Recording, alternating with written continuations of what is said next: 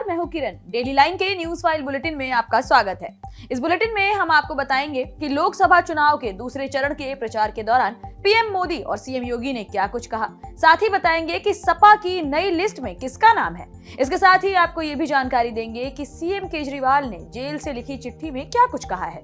लेकिन उससे पहले नजर डालते हैं आज की हेडलाइंस पर। अलीगढ़ में पीएम मोदी ने भरी हुंकार, सीएम योगी ने किया मुख्तार अंसारी की कब्र पर जाने वाले नेताओं पर हमला। समाजवादी पार्टी की एक और सूची जारी, कन्नौज से तेज प्रताप यादव और बलिया से सनातन पांडे को बनाया उम्मीदवार। अभिषेक बनर्जी के घर के बाहर रेकी कर रहा आतंकी गिरफ्तार, ममता ने जताई थी हत्या की आशंका। केजरीवाल की जमानत पर लगी जनहित याचिका खारिज, हाईकोर्ट ने 75,000 का लगाया जुर्माना, तिहाड़ से केजरीवाल ने लिखी चिट्ठी। केंद्रीय रक्षा मंत्री ने किया सियाचिन बेस कैंप का दौरा, सियाचिन को कहा भारत की वीरता और बहादुरी की राजधानी। बंगाल में 24,000 शिक्षकों की नियुक्ति रद्द, 8 साल की सैलरी लौटाने का आदेश। रुक करेंगे पहली खबर का। पीएम नरेंद्र मोदी ने अलीगढ़ लोकसभा सीट से भाजपा के प्रत्याशी सतीश गौतम और हाथरस से अनूप वाल्मीकि के समर्थन में जनसभा को संबोधित किया। पीएम के साथ सीएम योगी आदित्यनाथ भी मौजूद रहे। पीएम मोदी ने इस दौरान कहा कि भाजपा लगातार जनता के लिए काम कर रही है। कांग्रेस और इंडी गठबंधन की नजर अब जनता की कमाई और संपत्ति पर है। इतना ही नहीं, पीएम ने आगे ये भी कहा कि ये जो संपत्ति है उसे कब्जे में लेकर सबको बांट देंगे। दूसरी ओर लोकसभा चुनाव के रिजल्ट आने से पहले ही बीजेपी का जीत का खाता खुल चुका है। आपको बता दें, कांग्रेस उम्मीदवार नीलेश कुंभानी का नामांकन फॉर्म रद्द होने से बाकी उम्मीदवारों ने अपना उम्मीदवारी पत्र वापस ले लिया, जिससे बीजेपी के उम्मीदवार मुकेश दलाल निर्विरोध ही सूरत सीट पर चुनाव जीत गए हैं। वहीं सीएम योगी आज राजस्थान में रहे, जहां पर जनसैलाब उमड़ पड़ा। इस दौरान सीएम योगी ने मुख्तार अंसारी की कब्र पर जाने वाले नेताओं का जिक्र भी किया और उन सभी पर बड़ा हमला बोला। बढ़ेंगे अगली खबर की ओर, जहां समाजवादी पार्टी ने एक और सूची जारी कर दी है। इस सूची में 2 प्रत्याशियों के नाम शामिल हैं। पार्टी ने कन्नौज से तेज प्रताप यादव और बलिया से सनातन पांडे को उम्मीदवार बनाया है। कन्नौज सीट को लेकर बहुत दिनों से समाजवादी पार्टी में असमंजस के हालात बने थे।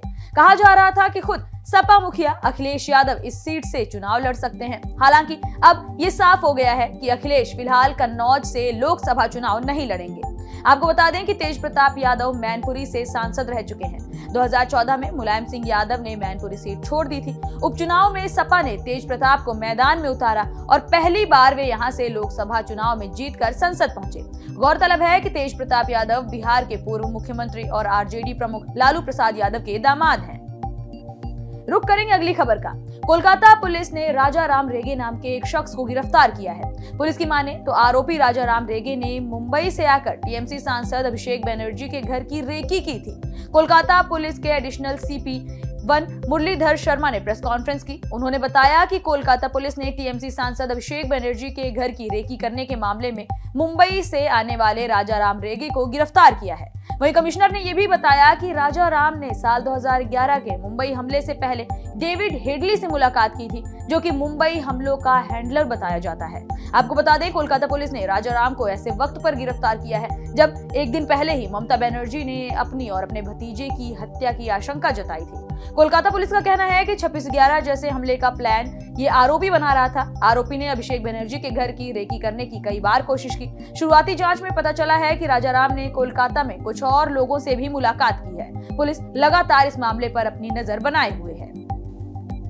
बढ़ेंगे अगली खबर की ओर, जहां तिहाड़ जेल में बंद मुख्यमंत्री अरविंद केजरीवाल ने चिट्ठी लिखकर दावा किया है कि तिहाड़ जेल के दोनों बयान झूठे हैं।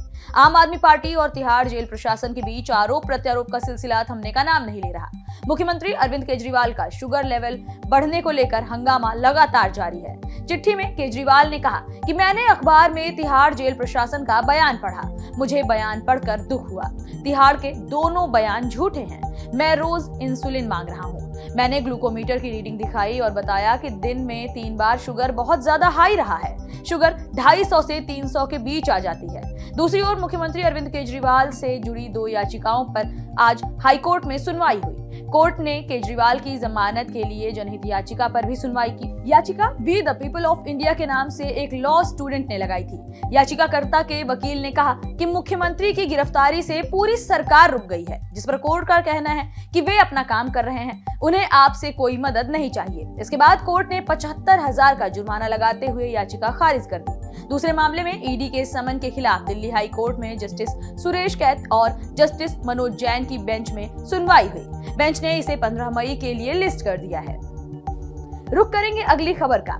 केंद्रीय रक्षा मंत्री राजनाथ सिंह ने सोमवार को सियाचिन बेस कैंप का दौरा किया और इसे भारत की वीरता और बहादुरी की राजधानी बताया। रक्षा मंत्री ने सियाचिन बेस कैंप में युद्ध स्मारक पर पुष्पांजलि भी अर्पित की और बहादुरों को श्रद्धांजलि दी। उन्होंने कहा कि सियाचिन हमारे राष्ट्रीय संकल्प का प्रतिनिधित्व करता है। उन्होंने लद्दाख में सियाचिन ग्लेशियर के कुमार पोस्ट पर तैनात सशस्त्र बल के जवानों से भी बातचीत की। इस मौके पर रक्षा मंत्री ने कहा कि दुनिया के सबसे ऊंचे युद्ध क्षेत्र सियाचिन ग्लेशियर पर आप जिस तरह से देश की रक्षा करते हैं, उसके लिए मैं आप सभी को बधाई देता हूं। सियाचिन की भूमि कोई सामान्य भूमि नहीं है, ये देश की संप्रभुता और दृढ़ता का प्रतीक है। आपको बता दें, राजनाथ सिंह 24 मार्च को सैनिकों के साथ होली मनाने के लिए सियाचिन जाने वाले थे, लेकिन खराब मौसम के चलते कार्यक्रम को बदलकर लेह कर दिया गया, जहां रक्षा मंत्री ने लेह सैन्य स्टेशन पर सशस्त्र बलों के साथ इस पूरे जश्न को मनाया था। रुक करेंगे अगली खबर का। बंगाल में 24,000 शिक्षकों की नियुक्ति रद्द कर दी गई है। साथ ही हाईकोर्ट का आदेश है कि 4 हफ्ते के भीतर सभी वेतन भी लौटा दें। आपको बता दें, साल 2014 में पश्चिम बंगाल के स्टाफ सिलेक्शन कमीशन ने टीचर्स भर्ती का नोटिफिकेशन जारी किया। उस समय पार्थ चटर्जी बंगाल के शिक्षा मंत्री थे। ये भर्ती प्रक्रिया 2016 में शुरू हुई, लेकिन आवेदकों ने गड़बड़ी के आरोप लगाते हुए कोलकाता हाईकोर्ट में याचिका दायर कर दी। आरोप लगाया गया कि भर्ती प्रक्रिया में धांधली हुई है।